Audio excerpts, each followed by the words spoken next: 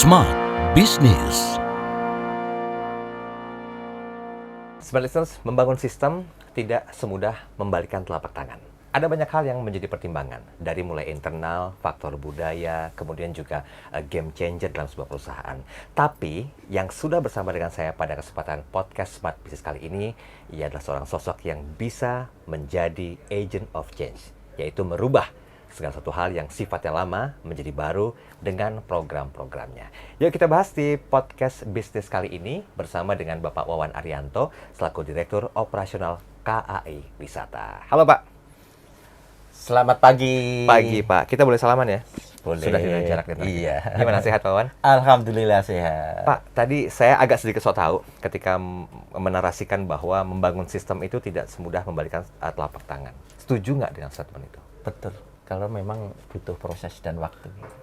Oke, butuh proses dan juga waktu. Ini saya ambil sebagai kalimat untuk membuat satu penjabaran lebih detail ya. Iya.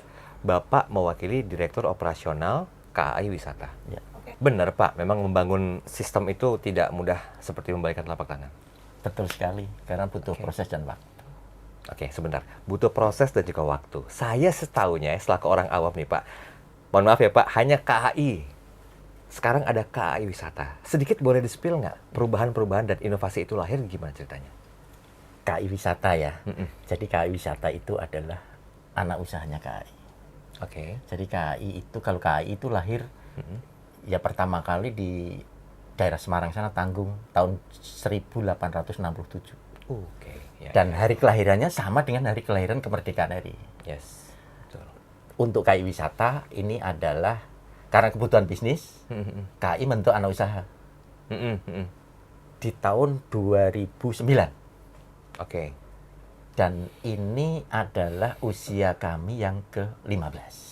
Wow. Ya. Berarti selama 15 tahun ini sudah bertahan dengan sistem yang barukah atau masih mengadopsi sistem yang lama? Pastinya kita mengikuti perkembangan, Pak. Jadi apa yang kita butuhkan, itu yang kita bangun.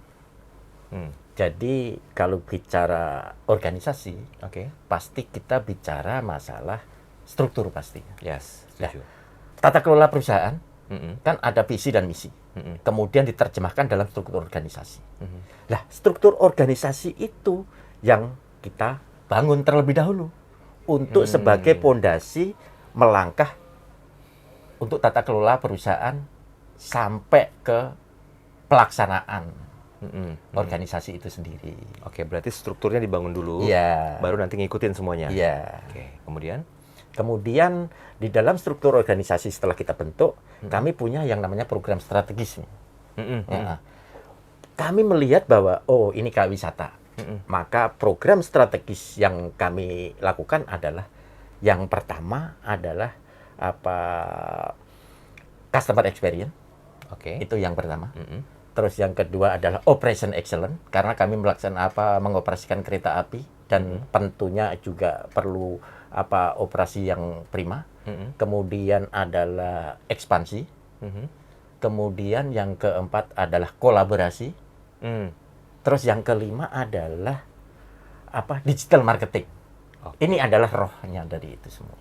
Iya. Berarti semua bentuk, semua lini bisnis itu idealnya memang memadupadankan antara yang konvensional dan juga yang digital ya. Betul. Oke, Pak. Ini saya akan banyak bilang mohon maaf dan mohon izin untuk bertanya nih Pak ya. Karena begini, setiap pimpinan itu punya kebijakan masing-masing. Bahkan ada kewenangan untuk membuat sebuah sistem yang baru. Oke. Apa yang Bapak lakukan saat itu ketika dipercaya untuk menjabat selaku Direktur Operasional dan menciptakan sistem perusahaan yang ada di KAI Wisata ini? Jadi kami melihatnya begini, bahwa evolusi marketing itu kan sangat cepat sekali. Kalau bicara marketing 1.0 masalah produk, Ya, betul. terus kedua 2.0 masalah customer, terus yang dengan cepatnya sekarang itu sudah 6.0. Ya. Itu adalah masalah immersive. Karena dengan cepatnya ini, kami harus ngikutin ini semuanya. Nah, fokus kami adalah karena kami adalah layanan, makanya customer experience kami sebagai pondasi untuk membangun sampai mengikuti 6.0 gitu. Oke. Berapa lama adaptasinya Pak dengan sistem yang diterapkan itu? Ya kurang lebih kami masuk juga belum lama, setahun, tapi kami ya sekitar 3 sampai 6 bulan untuk beradaptasi itu supaya ngikuti yang ada yang tren saat ini. Oh, sudah cukup lama juga ya, Iya, 6 bulan, betul. dan itu bentuk adaptasi yang tidak sebentar sebetulnya. Iya. Pak, ada nggak satu apa ya, saya bilangnya sebuah usaha untuk menjadikan sebuah sistem di perusahaan itu yang akan bermuara nanti kepada sebuah kebudayaan baru? Ya. Jadi membentuk sebuah sistem, membentuk kebudayaan baru. Kan kami kebetulan nih dari anaknya BUMN ya. Ya, ya. BUMN itu punya pedoman perilaku SDM yang namanya akhlak. Ya, oke. Lah, kami mengadopsi di sana gitu. Jadi termasuk culture segala macam itu kita adopsi dari sana gitu. Lah, kebetulan kami tekankan kepada teman-teman bahwa pedoman perilakunya adalah akhlak itu tadi. Kita terjemahkan satu-satu gitu. Lah, terus dari penerjemahan satu-satu akan ketemu gimana supaya ini perusahaan ini bisa growth gitu. Ya. Bisa growth gitu. Jadi kami tekankan supaya ini berkesinambungan. Kami pastinya menekankan bahwa kesadaran diri ini yang terpenting. Kesadaran diri yang terpenting. Ya. Jadi kami lebih menekankan kepada kesadaran dari dalam, bukan paksaan. Gitu. Nah, ilmu sederhananya adalah kalau saya mengibaratkan itu ibarat telur. Telur itu kalau dipecahkan dari luar atau paksa, itu jadinya telur ceplok, telur dadar. Gitu. Ya. Tapi kalau dipecah dari dalam, akan lahir kehidupan. Oke, paham. Jadi dari filosofi itu kami tekankan bahwa penerjemahan dari akhlak tadi, terus kami tekankan kepada teman-teman bahwa ini pedoman perilaku untuk untuk melaksanakan tata kelola perusahaan ini agar dibangun dari kesadaran dari dalam diri kita sendiri untuk selalu tumbuh, berkembang, dan tentunya kita selalu growth sesuai dengan habit atau keinginan konsumen gitu. Oke, berarti kalau boleh saya simpulkan sedikit dari akhlak tadi yang Bapak sampaikan, itu akan bermuara juga ke sebuah sistem implementasi di perusahaan, Betul. khususnya di KAI Wisata. Iya. Nah, bagaimana menyadarkan SDM-nya Pak, secara people-nya, secara mungkin lebih komprehensif lagi agar mereka bisa menyambungkan lah ya antara akhlak dengan sistem perusahaan. Secara people tadi seperti yang saya sampaikan, dibangun strukturnya dulu. Oke. Strukturnya sudah match dengan tujuan perusahaan, dengan visi misi. Setelah itu people-nya kita bangun. Jadi people kita bangun, kita tekankan kepada kesadaran. Kesadaran dari diri. Bahwa terus pastinya dalam evaluasi ini kita lakukan ya mingguan, kita lakukan briefing bahwa target perusahaan itu seperti ini dan apa yang menjadi goal dari perusahaan ini adalah apa yang harus kita capai gitu. Oke, indikatornya apa? Sebuah sistem itu punya result atau hasil yang bagus atau goals yang oke, dihubungkan dengan budaya dari internal KAI Wisata. Indikatornya adalah bahwa itu tadi, bahwa KPI pasti ya. Oke. KPI masing-masing unit kita target seperti apa. Terus ya tadi kan ada KPI itu 6 bulan sekali kita buat. KPI dengan kita padankan dengan pedoman perilaku tadi.